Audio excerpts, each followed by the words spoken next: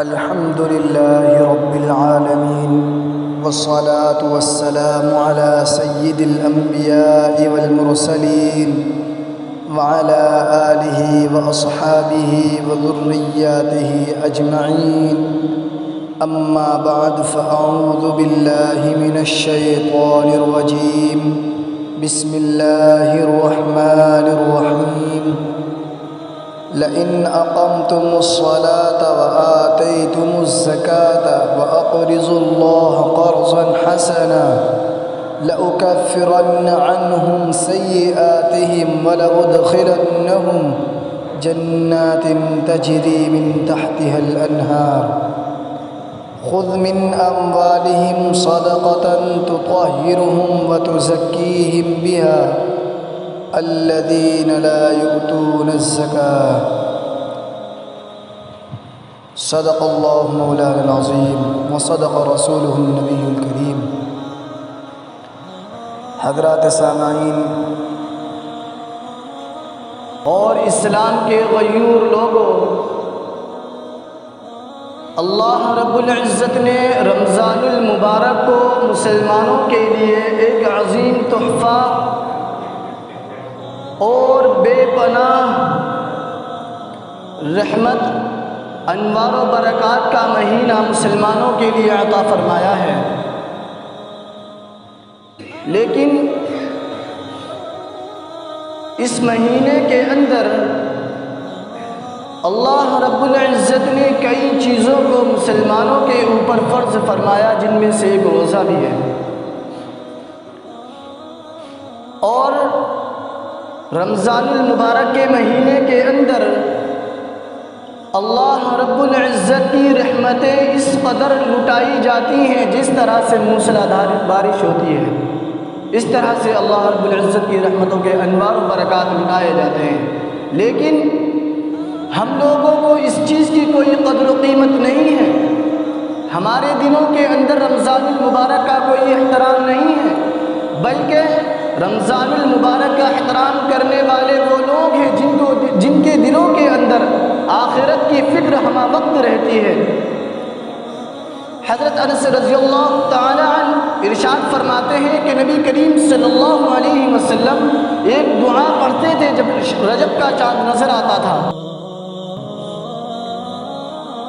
کہ اللہ رجب اور شعبان کے مہینے کی برکت کی وجہ سے تو ہمیں رمضان نصیب فرما اور ہماری عمروں کو دراز فرما، تاکہ ہم رمضان المبارک کا مقدس مہینہ دیکھ سکیں. اس مہینے کی قدر و قیمت صرف اور صرف وہی لوگ جان سکتے ہیں جس کے دلوں کے اندر آخرت کی فکر ہوتی ہے. لیکن ہم لوگ اس چیز سے بری ہیں. ہمیں بھی آخرت کی فکر کرنی چاہیے، آخرکار مسلمان ہم بھی ہیں. اور اسلام کے اندر اسلام جو ہے 5 ارکان کے اوپر مشتمل ہے، جس کے اندر سب سے پہلا رکن اور سب سے اہم عبادت جو ہے وہ نماز ہے. اس کے بعد میں زکوٰۃ ہے، اس کے بعد میں روزوں کا حکم ہے. لیکن جب ہم روایات کو کھولتے ہیں،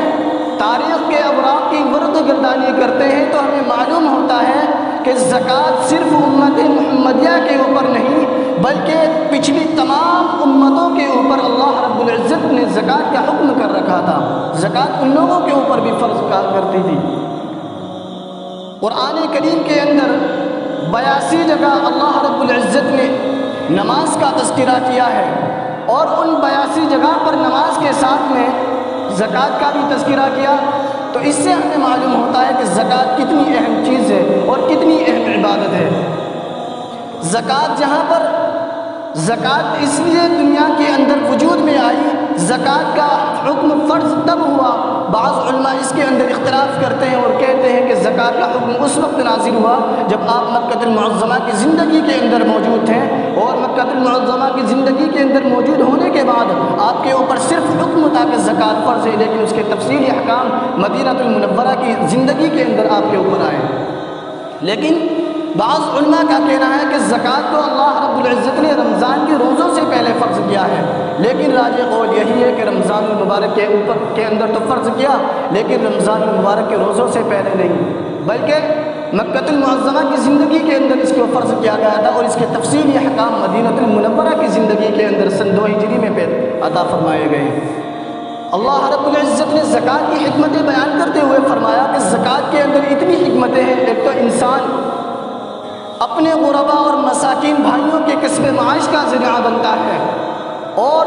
ان کی فراوانی کا ذریعہ بنتا ہے، ان کے رہنے سہنے رہائش اور ان کی آرام گاہ کا ذریعہ بنتا ہے۔ مسلمانوں کے پاس اگر اللہ رب العزت نے اتنی وسعتیں دی ہیں، اس کو اتنی مال کی فراوانی دی ہے، تو اس کے اوپر اپنے غربا اور مساکین بھائیوں کا بھی خیال رکھنے کو کہا ہے کہ ان کے اوپر زکوٰۃ فرض ہے، اور وہ اپنے غربا اور مساکین بھائیوں کا بھی خیال کریں، جن کی وجہ سے اگر اللہ رب العزت نے دنیا کے اندر 2 طرح کے لوگ بنائے ہیں، ایک امیر دوسرا غریب۔ اگر کسی کو امیر بنا کر، کسی کو مال روپیہ دے کر، کسی کو ہر طرح کی رہائش دے کر اللہ رب العزت نے اس کو آزمانا چاہا، تو کسی کو غربت بنا کر، کسی کو غریب بنا کر اللہ رب العزت نے اس کو آزمانا چاہا کہ میرے دونوں طرح کے بندے کس اس میں مجھے میرا شکر ادا کرتے ہیں، کہ امیر زیادہ شکر ادا کرتے ہیں یا غریب زیادہ شکر ادا کرتے ہیں۔ لیکن آج ہم اس کے اندر دیکھتے ہیں کہ ہمیں بالکل اس کا برعکس نظر آتا ہے۔ آج اہل دولت کی اکثریت زکوٰۃ سے بالکل محروم ہے، زکوٰۃ بالکل ادا نہیں کرتے۔ کیوں؟ آج دنیا کے اندر کس قدر بھوک مری ہے، کتنی فراوانی دنیا کے اندر موجود ہے۔ البتہ اس کا نتیجہ یہ ہے کہ جب دنیا کے اندر اتنی فراوانی موجود ہے، اتنی ذرائع پیدائش موجود ہے، اور ارتقاء معاش موجود ہے، ان سب کے باوجود آج دنیا کے اندر بھوک مری کیوں ہے؟ آج ان سب کے باوجود دنیا کے اندر فاقہ کشی کیوں ہے؟ لوگ فاقہ کشی کی وجہ سے اپنی جانیں کیوں دے رہے ہیں؟ اتنی قیمتی جان جس کو اللہ رب العزت نے بہت قیمتی نعمت بنا کر دنیا کے اندر لوگوں کے لیے بھیجا، آج وہ اپنی فاقہ کشی کی وجہ سے کیوں اپنی جانوں کو دے رہے ہیں؟ اس کا نتیجہ یہی نکلتا ہے کہ جن لوگوں کے اوپر اللہ رب العزت نے زکوٰۃ کو فرض کیا تھا، آج وہ لوگ اپنے غربا اور مساکین بھائیوں کا خیال نہیں کرتے، بلکہ جس کو آج دولت دے دی ہے اس کے اندر اللہ رب العزت نے لالچ بھی بھر دیا ہے کہ انسان کے پاس جتنی بھی دولت ہوتی ہے وہ اور یہی چاہتا ہے کہ مجھے اور حاصل ہو جائے، مجھے اور حاصل ہو جائے، اور اپنے غربا اور مساکین بھائیوں کا خیال بالکل نہیں کرتا۔ آپ دنیا کے اندر دیکھ رہے ہیں دنیا کے پاس کتنی فراوانی موجود ہے، کتنی وسعتیں موجود ہیں، کس قدر مال و دولت دنیا کے اندر موجود ہے، لیکن بھوک مری حد سے زیادہ پھر بھی موجود ہے۔ فاقہ کشی سے لوگ اپنی جانیں دے رہے ہیں، کیوں؟ اس کی صرف اور صرف یہی وجہ ہے کہ جتنے بھی امیر لوگ ہیں جن کے اوپر اللہ رب العزت نے زکوٰۃ کو فرض کیا ہے، وہ اپنے غریب بھائیوں کا خیال بالکل نہیں کرتے، اپنے مساکین بھائیوں کا خیال بالکل نہیں کرتے۔ اور دنیا کے اندر فاقہ کشی کی وجہ صرف اور صرف یہی نہیں ہے کہ تقدیر کی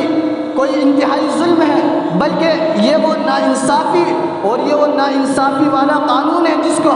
کو اہل مغرب کو خوش کرنے کے لیے ہم نے اپنا رکھا ہے۔ میرے بھائیوں، کل قیامت کا دن ہوگا اور میدان محشر جمع ہوگا۔ کل قیامت کے دن جو لوگ زکوٰۃ ادا کیا کرتے تھے، اللہ رب العزت کی جانب سے ان کے لیے بے بہا اور بے پناہ تحفے اور ان کے لیے بے حساب اجر و ثواب ہے۔ اور جو لوگ زکوٰۃ ادا نہیں کرتے، اللہ رب العزت ان لوگوں کے سونا چاندی کو اکٹھا کر کے ایک توپ بنائیں گے جو ڈھال کی شکل میں اختیار ہوگا، اور اس کو جہنم کی آگ سے اس قدر داغ دیا جائے گا بالکل بلبلا رہا ہوگا، جہنم کی آگ سے بالکل پکا ہوا ہوگا۔ اور جو شخص زکوٰۃ ادا نہیں کرتا اس کے جسم کو اس طرح سے داغ دیا جائے گا، اس کے رونگٹے کھڑے ہو جائیں گے، اور اس کی کھال بالکل جل کر راکھ ہو جائے گی، اور اس کو جہنم کے اندر پھینک دیا جائے گا، اور اس کے مویشیوں کو اس کے جسم کے اوپر رون دیا جائے گا۔ البتہ اگر جو شخص زکوٰۃ ادا کرتا ہے تو اللہ رب العزت اس کو جنت میں جگہ عطا فرماتے ہیں، اور صدیقین اور شہداء کا ساتھ عطا فرماتے ہیں۔ میرے بھائیوں، زکوٰۃ اور صدقہ کرنے کا ایک طریقہ یہ بھی ہے کہ سب سے افضل طریقہ یہ ہے کہ آپ زکوٰۃ کو اور صدقات کو اس طرح سے ادا کریں کہ آپ داہنے ہاتھ سے اگر دیں تو بائیں ہاتھ کو آپ اس کا علم نہ ہو کہ آپ کے داہنے کے ہاتھ میں کیا چیز دے دی ہے۔ حضرت ابو ہریرہ رضی اللہ تعالیٰ عنہ سے روایت ہے کہ نبی کریم صلی اللہ علیہ وسلم نے ارشاد فرمایا کہ دنیا کے اندر 7 ایسے شخص ہیں جن کے لیے اللہ رب العزت کے عرش کے سائے کے نیچے سایہ نصیب ہوگا، اور ان میں سے ایک وہ شخص بھی ہے جو شخص زکوٰۃ ادا کرتا ہے، اس کے لیے بھی اللہ رب العزت کے عرش کے سائے جگہ ہدایت فرمائی جائے گی، اور اس کو جنت کے اندر بھیج دیا جائے گا، اعلیٰ علیین اور صدیقین اور شہداء کے ساتھ اس کو عطا فرما دیا جائے گا۔ اور افضل طریقہ یہ ہے کہ اگر دائیں ہاتھ نے دیا ہو، بائیں ہاتھ کو اس کا علم نہ ہو کہ ہم نے کیا دے دیا، حضرت ابو سعید خدری رضی اللہ تعالیٰ عنہ سے روایت ہے، وہ فرماتے ہیں کہ نبی کریم صلی اللہ علیہ وسلم کا ارشاد گرامی ہے کہ آپ صلی اللہ علیہ وسلم نے ارشاد فرمایا کہ صدقہ اور زکوٰۃ اللہ رب العزت کے غضب کو روکتا ہے۔ آج ہم دیکھتے ہیں کہ اللہ رب العزت کا غضب ہم پر کس قدر نازل ہو رہا ہے۔ آج دنیا کے اندر وبائی بیماریاں اتنی پھیلی ہوئی ہے، ہم سمجھتے ہیں کہ یہ وائرس نہیں ہے، یہ اللہ رب العزت کا عذاب ہے ہم لوگوں کے اوپر، اور صرف اس کی وجہ یہی ہے کہ ہم نے دوسروں کا مال جو حقوق العباد ہے اس کو ہڑپ کرنے کی کوشش کی۔ میرے بھائیوں، زکوٰۃ جو ہمارے اوپر فرض ہے وہ صرف غرباء اور مساکین کے لیے نہیں ہے، بلکہ وہ ان لوگوں کے لیے بھی ہے جو جہاد فی سبیل اللہ کرتے ہیں، اور جہاد فی سبیل اللہ کے ذریعے اللہ رب العزت نے اس کو حقوق العباد میں بھی شمار فرمایا ہے۔ زکوٰۃ کے دو پہلو ہیں، جہاں قرآن کریم کے اندر زکوٰۃ کو نماز کے ساتھ 82 مرتبہ ذکر کیا ہے، وہیں اللہ رب العزت نے ارشاد فرمایا کہ زکوٰۃ اور نماز دونوں اہم عبادتیں اسلام کے اہم رکن ہیں، لیکن زکوٰۃ جو ہے وہ دو پہلو کے اوپر مشتمل ہے، ایک تو حقوق العباد جو ایک تو اللہ رب العزت کا حق ہے، اور دوسرا حقوق العباد ہے جو آپ کے غرباء اور مساکین اور جہاد فی سبیل اللہ کرنے والوں لوگوں کا حق ہے۔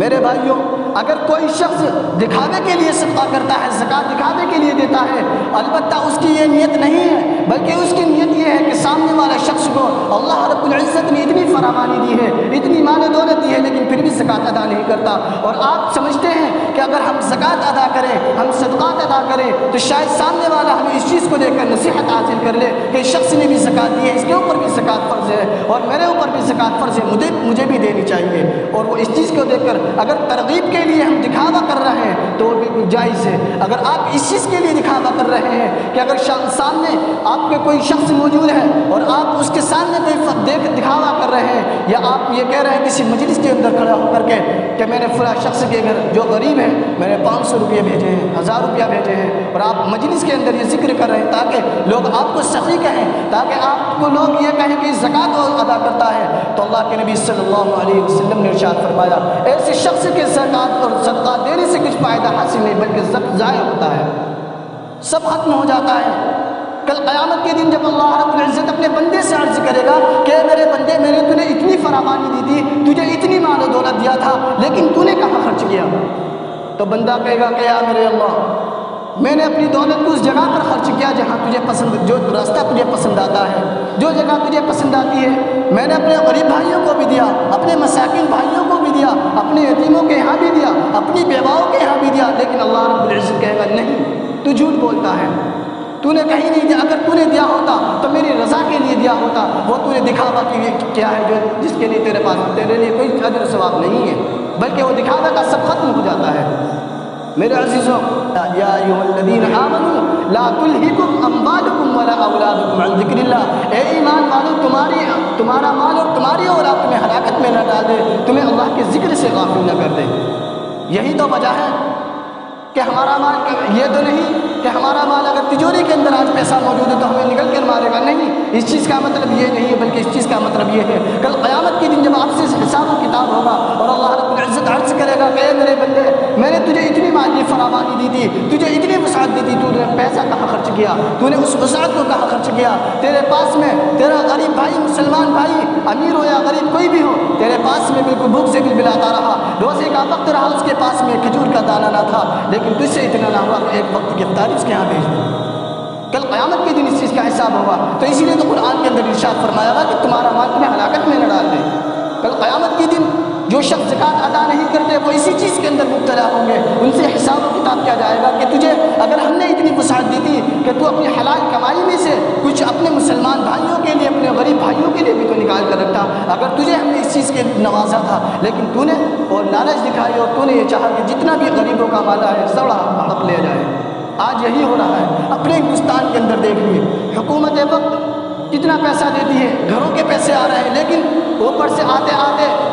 وہی 1.5-2 لاکھ روپیہ بچتا ہے، سب بیچ میں صاف ہو جاتا ہے۔ کیوں؟ اپنے غریب بھائیوں کا حق بھی ہم نے مارنا شروع کر دیا۔ اگر ہمارے غریب بھائیوں نے ہمیں آج اس چیز کے لیے کھڑا کیا ہے کہ ہم ان کی لڑائی لڑ سکیں اور ظلم و بربریت کو ختم کر سکیں، لیکن آج ہمارا غریب بالکل دب کر رہ چکا ہے، امیروں کے سائے میں تلے دب کر رہ چکا ہے، اور جس طرح سے زندگی گزار رہا ہے بس وہی جانتا ہے۔ رہنے کے لیے چھت نہیں، رہنے کے لیے کوئی گھر نہیں، فاقہ کشی سے لوگ اس قدر مر رہے ہیں دنیا کے اندر، بے انتہا حکمرانی عام ہو چکی ہے۔ میرے بھائیوں، اگر اللہ رب العزت نے آپ کو اتنی وسعت سے نوازا ہے تو رمضان المبارک کا مقدس مہینہ چل رہا ہے، اس مقدس مہینے کے اندر آپ اپنی زکوٰۃ ادا کریں، آپ اپنی حلال کمائی کو حرام ہونے سے محفوظ فرمائیں۔ بلکہ اللہ کے نبی صلی اللہ علیہ وسلم کا ارشاد گرامی ہے، آپ صلی اللہ علیہ وسلم نے ارشاد فرمایا کہ اگر کسی شخص کے اوپر زکوٰۃ فرض ہے اور وہ زکوٰۃ ادا نہیں کرتا، اور جو اس کے اوپر زکوٰۃ فرض بنتی ہے وہ زکوٰۃ فرض ہونے کے باوجود اس کے پیسے کے اندر موجود ہوتی ہے، تو وہ جو اس کی کمائی ہوتی ہے، حلال کمائی ہوتی ہے، اس کو بھی حرام کر دیتی ہے، وہ کمائی اس کو بھی حرام کر دیتی ہے۔ یہ زکوٰۃ کا پیسہ انسان کے پاس ایک ایسا ہوتا ہے جیسے ایک دمک ہوتی ہے۔ تو اسی لیے میرے بھائیوں، اپنے غریب اور مساکین بھائیوں کا خیال کرتے ہوئے اور جتنی بھی اللہ نے آپ کو وسعت دی ہے اپنی وسعت کے مطابق آپ اپنے غرباء اور مساکین بھائیوں کا خیال کریں۔ آپ اپنے پاس کسی بھائی کو بھوکا نہ رہنے دیں۔ آج اتنی فراوانی ہونے کے باوجود بھی دنیا کے اندر کیا ہو رہا ہے آپ خود اپنی آنکھوں سے دیکھ رہے ہیں۔ اللہ رب العزت ہمیں کہنے سننے سے زیادہ عمل کی توفیق عطا فرمائے اور سب کو زکوٰۃ اور صدقات اور فطرہ دینے کی توفیق عطا فرمائے۔ آمین وآخر دعوانا الحمد للہ رب العالمین۔